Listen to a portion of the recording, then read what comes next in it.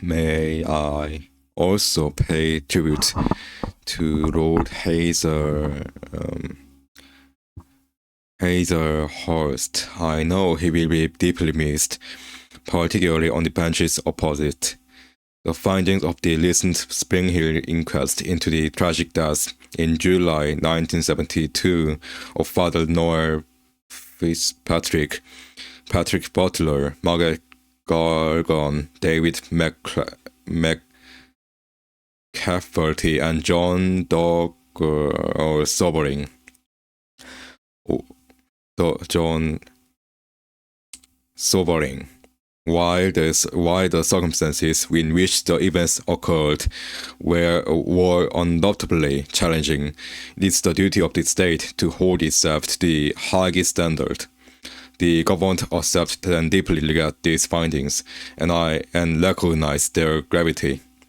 On behalf of the government, I apologize unreservedly to the families for what happened and for the grief and trauma they have endured since the tragic deaths of their loved ones. I also place on record our deepest condolences to the family of Lance Corporal James Freeman, who died in a tragic accident on Sunday. I am also aware of a Royal Navy helicopter crash this morning in Devon. This will be a deeply worrying time for the families, and more information will be set out as soon as possible. Henry Noah's family have shown extraordinary dignity after their son's life was stolen in appalling circumstances. He was clearly a kind, thoughtful, and much-loved young man. There are serious questions to answer, including how accusations of racism informed police thinking, and we are supporting the Independent Office for Police Conduct to get to the bottom of what happened. But no matter the pain we feel, there is no justification for more violence and disorder. The attacks directed towards police officers in Southampton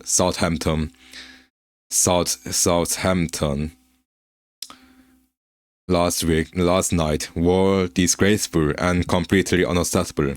This is a time for serious work, not rage. Let me be clear, we will ensure that anyone found engaging in disorder meets the full force of the law as we have done before. This morning I had meetings with my several colleagues and others. In addition to my duties in this house, I shall have further such meetings later today. I echo the sympathies expressed by the Prime Minister for the families recently bereaved, particularly the family of the Henry Nowak. Corruption appears to be endemic in donations to British political parties. We have had years of conservative cronyism. We have had allegations of embezzlement in Scotland.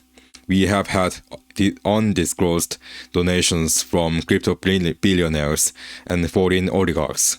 We have even had freebies dished out to some of the honorable members sitting on the Labour benches. The government have already cracked down on some specific sources of donations that favor their political opponents, such as crypto and foreign money. Will the Prime Minister now commit to restoring the faith of the British public in the integrity of our British democracy by putting a cap on all political donations? I thank the honourable member for her question. We will do whatever is necessary to protect our democracy from foreign influence and from dirty money. That is why we commissioned the Lycroft Review, capped overseas donations, and introduced a moratorium on crypto donations, and we are taking further action as set out in the King's speech. But the £5 million question still remains. Why is the leader of the reform dodging questions about his donations, and why did he keep it secret in the first place? Question number 3. I am proud that, after decades, these Labour government are putting passengers before profit by bringing greater Thameslink Railway, Southern and Gatwick Express into public ownership. The previous government shaped plans to unblock the bottleneck at East Croydon Station, which not only causes delays from Bedford to Brighton, but leaves constituents at Norwood Junction Station in limbo. Will the Prime Minister look again at the Croydon area remodeling scheme and back my campaign to unblock the Croydon bottleneck? Does he agree that by bringing our railways back into public hands, these governments are getting us back on track? I commend my honourable friend's campaign to address the Croydon bottleneck. The last government cancelled work to address this. We will carefully consider the case for upgrades, including step-free access at Norwood. I am proud that her constituents are travelling on rail services that are now back in public ownership and benefiting from the first freeze in rail fares for 30 years, a Labour government transforming our railways and building a fairer Britain. We now come to the leader of the opposition. I echo the Prime Minister's words on Lance Corporal James Freeman about the Royal Navy helicopter crash in Devon. I also send my deepest condolences to the family and friends of Henry Nowak. The circumstances around Henry's wrongful arrest and tragic murder must be a wake-up call to the entire country and our institutions that every life matters, and it is the responsibility of everyone in this house to bring people together, not divide them. Mr. Speaker, with your permission, I would like to take this opportunity to pay tribute to Sir Alan Hazelhurst, Lord Hazelhurst, who died on Monday. Sir Alan served Parliament for over 50 years, 8 of them in the Lords and 40 years as my predecessor as MP for Saffron Walden, while from 1970 to 1974 was the Member of Parliament for Middleton and Prestwich.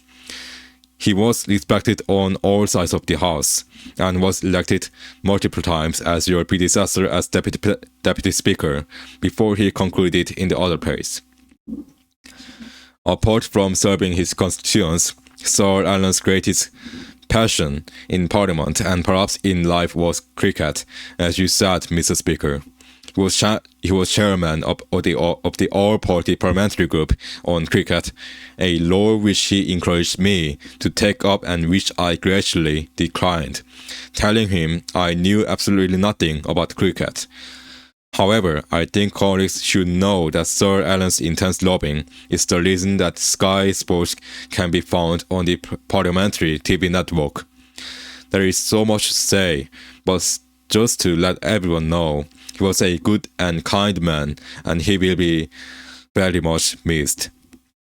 My thoughts are with his wife Angela, his children Mark, David, and Emma, and his grandchildren.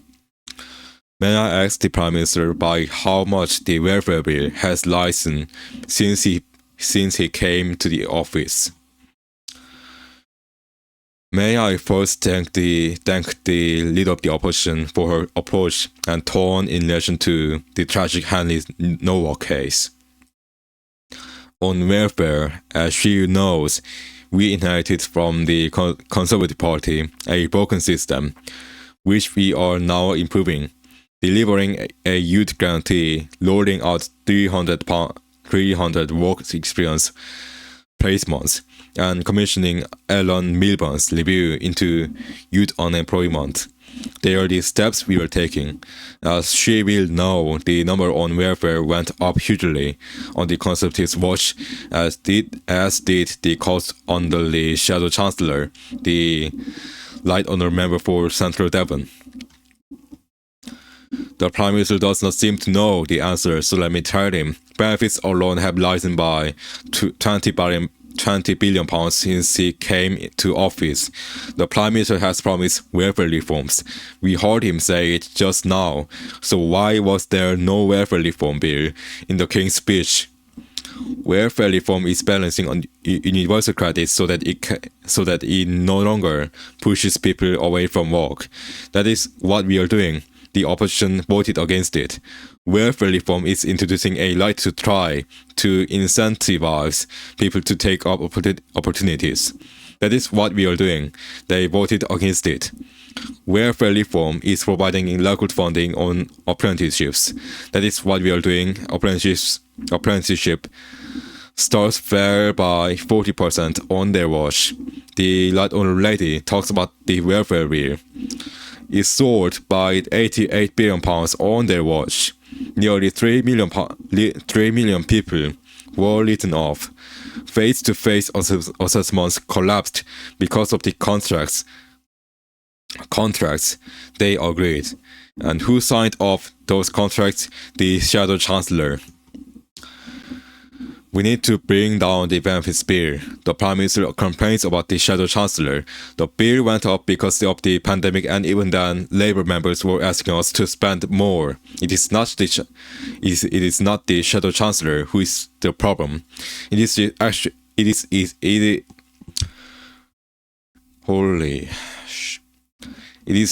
actual Chancellor.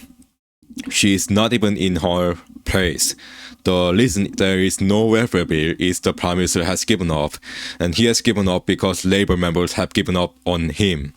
On Sunday, the Welfare Secretary was asked 12 times on national radio if he would make cuts to the benefits bill, and 12 times he could not answer. So I will ask the Prime Minister, is he going to cut the benefits bill? All our welfare reform measures and all our measures to get young people into work, or to reduce the cost and numbers of people who are unemployed. That is why we have introduced the youth guarantee, so that young people can have help into work.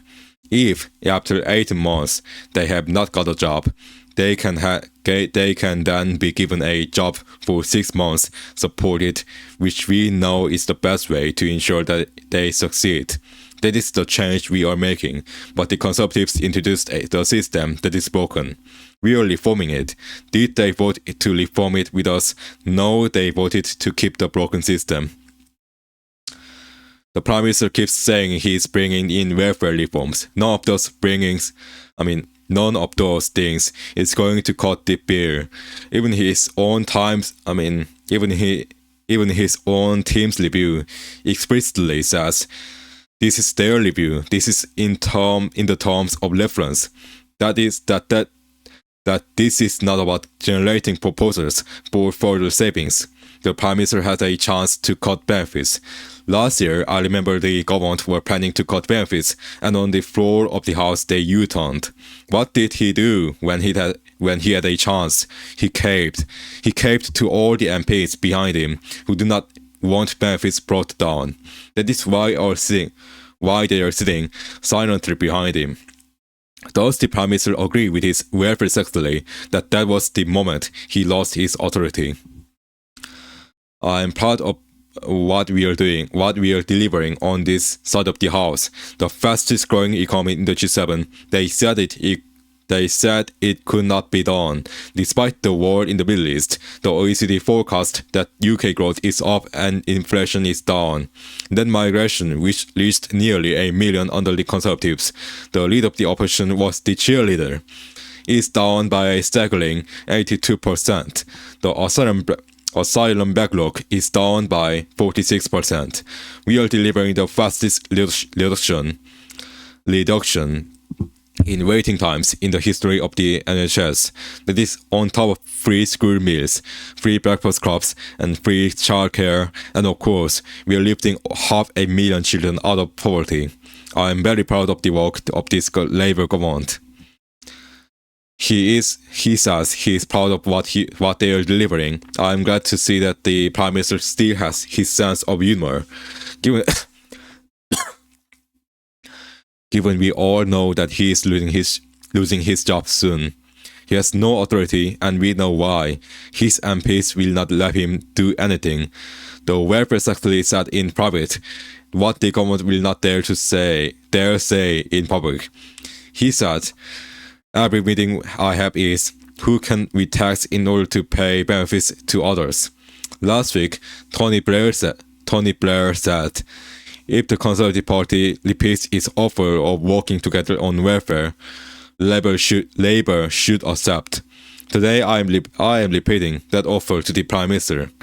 Is he ready yet?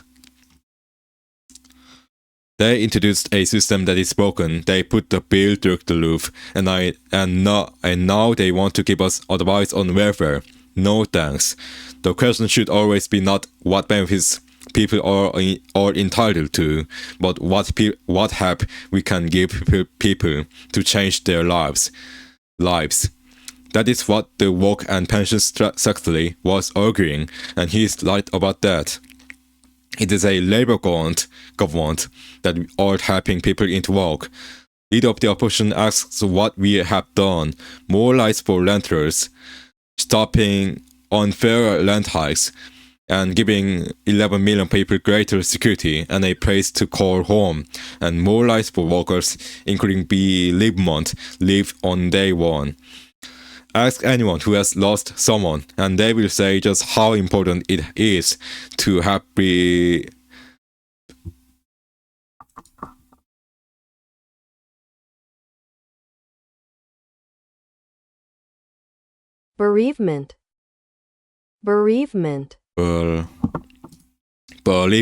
leave.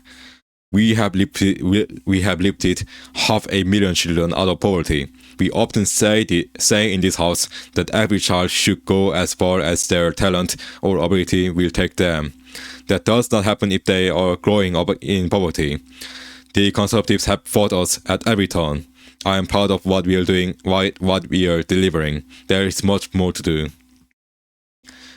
The truth is that unemployment has risen every single month since they came into office. Mr. Speaker, you can listen to their cheers. Cheers get weaker and thinner with every passing moment. The fact is, despite his huge majority, the Prime Minister does not have the votes to reform welfare. There is a solution, a Conservative solution. Labour members are all jeering now, but I do not know why they are supporting the Prime Minister. He's more than happy to release their text messages, while all of his have disappeared. Disappearing messages from a disappearing PM. There is a Conservative solution.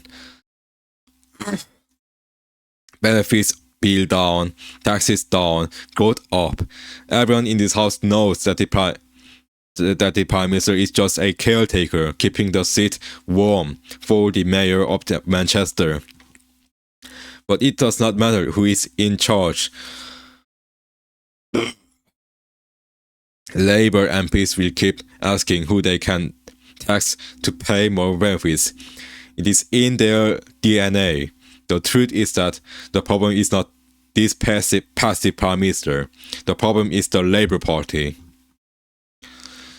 Forgive me if I do not take too much notice of the leader of the opposition.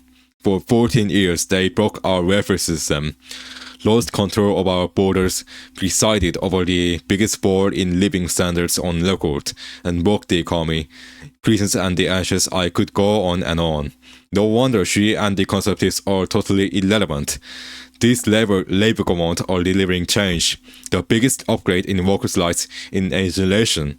Delivered. The Renters' Rights Act 2026 delivered. Record funding for our NHS delivered.